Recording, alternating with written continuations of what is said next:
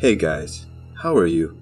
Welcome to another video here on the channel, and in today's video, I'm going to talk about a story that became known as the Acid Doctor case, whose central figures are Geza de Kaplany and his wife, Hajna Piller.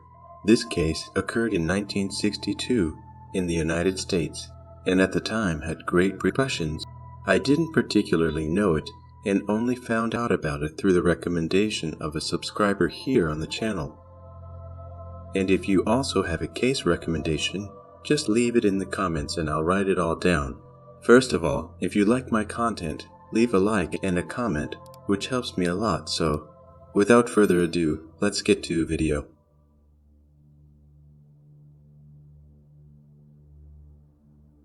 Geza de Kaplany was born on June 27, 1926 in Hungary, a country located in Central Europe with a population of almost 10 million inhabitants. Despite being born into a very rich family, Geza did not have a happy childhood. Quite the opposite. His childhood was sad and bad, something that would have marked him forever.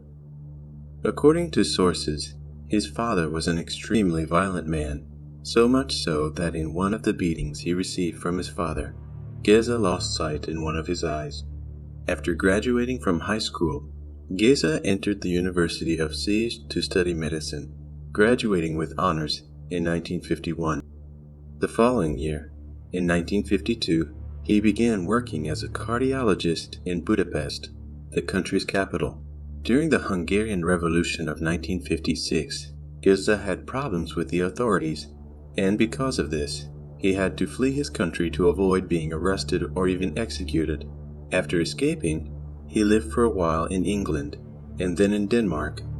Around the same time, he wrote a book called Doctor in Revolt, where he recounted his experiences as a freedom fighter in Hungary. In 1957, Geza decided to go to the United States. In the United States, the man settled in Boston. He intended to continue with his career as a cardiologist, however. He discovered that his degree acquired in Hungary was not recognized in the United States. As a result, he had to retrain and then went to work as an anesthesiologist at a hospital in Milwaukee in the state of Wisconsin. Geza worked at that hospital for a year, from August 1957 to August 1958. He then attended Harvard University and taught anesthesiology at Yale University. Later, Geza decided to move to San Jose, California, where he started working at San Jose Hospital in June 1962. At the age of 36, he met a young woman named Hajna Piller, who was also from Hungary. Hajna was 25 years old at the time, was a former model, had been elected beauty queen in a contest and worked as a dancer in a club. Soon after meeting, the two started a relationship and everything went very quickly, so much so that they got married shortly afterwards, in August of the same year. Everything was going well in this whirlwind marriage. They both seemed very in love with each other and made several plans for the future. However, just a few weeks after the wedding, Geza was informed by a friend that Hajna, his wife, was cheating on him with another man. Geza was furious, but he remained calm and pretended he didn't know anything, acting normally with his wife. He began to devise a plan that consisted of destroying all the beauty of Hajna. On the night of August 28, 1962, Geza de Kaplany put his plan into practice.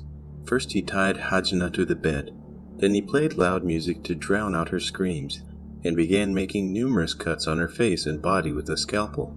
Not happy, he poured a mixture of hydrochloric, sulfuric and nitric acid on the cuts, causing her to suffer corrosive third-degree burns over most of her body.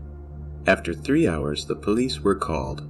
Some sources claim that it was Geza himself who called the police, while other sources claim that it was neighbors who called after hearing Hajna's screams.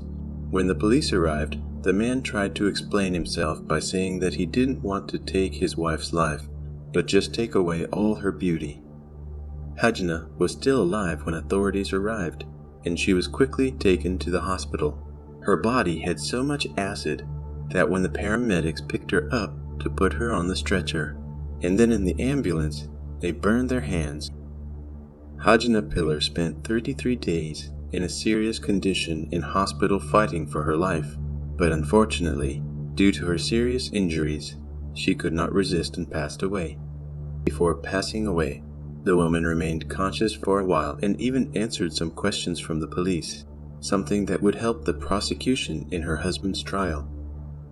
Geza de Kaplany was arrested and formally charged with a crime against his own wife. On January 9, 1963, his trial began.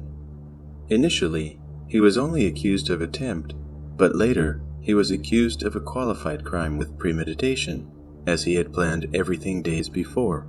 Geza pleaded not guilty by reason of insanity, and his lawyer argued that he had multiple personality disorder, stating that this crime was not committed by him, but by one of his personalities who identified himself as Pierre de la Roche. However, prosecutors did present a witness to testify, a woman named Ruth Kruger, who had had a relationship with Geza in the past. Ruth told the court that Geza never demonstrated any multiple personality traits or insanity whatsoever. To her, he was a normal man. Based on this, he was declared legally sane, but some doctors declared him clinically insane. Geza's trial lasted a few days, and in the end, he was found guilty of the crime against his wife Kaplany and sentenced to life in prison. The jury would choose capital punishment for him, but assumed he would be considered a prisoner of special interest, and due to the seriousness of his crime, he would never be released from prison again. But, unfortunately, they were wrong. In 1975, Geza de Kaplany was released from prison on parole in a controversial decision marred by accusations. According to these charges, photos of a lifeless Kaplany were removed from Geza's file by the chairman of the California State Parole Authority prior to the parole board's review of her case. As a result, the parole board did not see the photos that showed what Geza had done to his wife and victim, and as he was considered an exemplary prisoner, he was released on parole. And that was not all. The parole board even allowed him to travel to Taiwan in November 1975 to work as a missionary doctor in a Catholic hospital in Litsao. Geza left the United States before his prosecutors and the general public knew he had been paroled. When this became public, outrage spread, and as a result, the president of the California Parole Authority was threatened with removal. Afterwards, he himself decided to resign from his position. Geza de Kaplany served as a missionary doctor at the Catholic hospital in Litsao for 4 years. He married again, started a family, and lived with all the comfort that the profession of a doctor could provide him. He later grew tired of the constant parole checks California authorities required of him and decided he would run away. He left Taiwan in late 1979, and his whereabouts were unknown for decades. When California authorities discovered he was at large, a warrant was issued for his arrest, and he was placed on an Interpol list. However, a 2002 investigation indicated that California authorities were informed of his whereabouts several times over the following years, and once they even contacted him directly to ask him to return to the United States. But that was it. No more energetic action was taken and no legal measures were taken to try to extradite him. In 2002, Geza was found by reporters living peacefully in Germany at the age of 75.